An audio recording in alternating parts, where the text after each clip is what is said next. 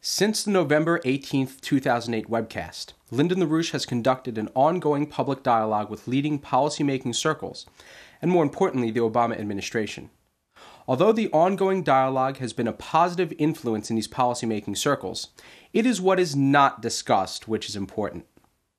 Since the collapse of the financial speculative system forecast by LaRouche at a June 2007 webcast, and together with the intentional blocking of the Homeowner and Bank Protection Act by Madam of the House Nancy Pelosi, all leading economies of the world have continued to disintegrate at an ever-increasing rate.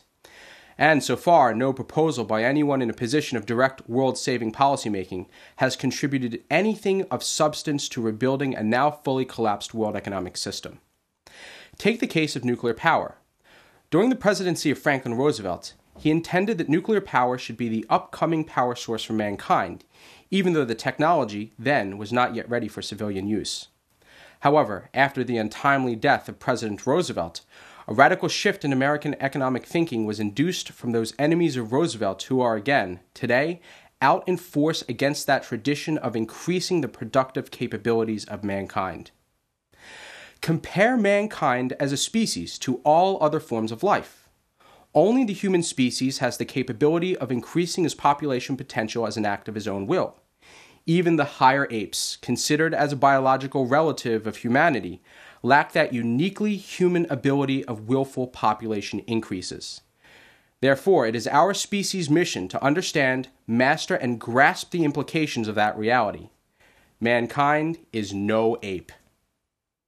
Mankind as a species depends upon a concerted global effort of scientists discovering the principles of physical reality, principles of physical space-time which govern the development of a universe as a whole. From burning wood to peat moss to charcoal, coal, oil, and natural gas, humanity has developed ever more powerful ways of conquering the universe, taking these discoveries and applying them to his own ability to survive on the planet. At each step along the way, what has driven humanity to discover these principles of space-time is the knowledge of a principle of universal constant change. It is exactly this principle of constant change which has plagued modern scientific understanding as an unseen but acting force, rendering almost all modern scientific and economic theories worse than useless.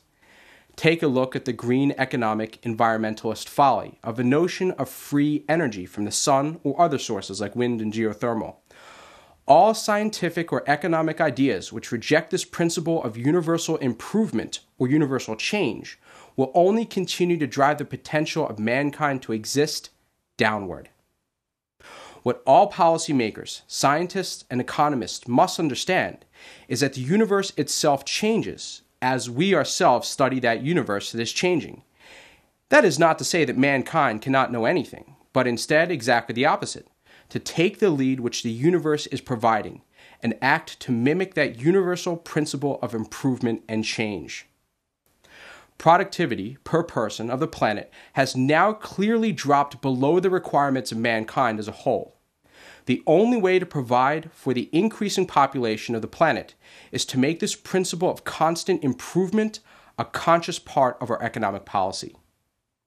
The rotted out financial markets, where the trillions of derivatives sit as a cancer on the world economy, is a leading impediment for the investments of this physical type, which we require, since it is exactly the type of infrastructural improvements, such as nuclear power or magnetic levitation, which represent the greatest per capita and per square kilometer concentration of the discovery and application of these scientific principles on which mankind depends on.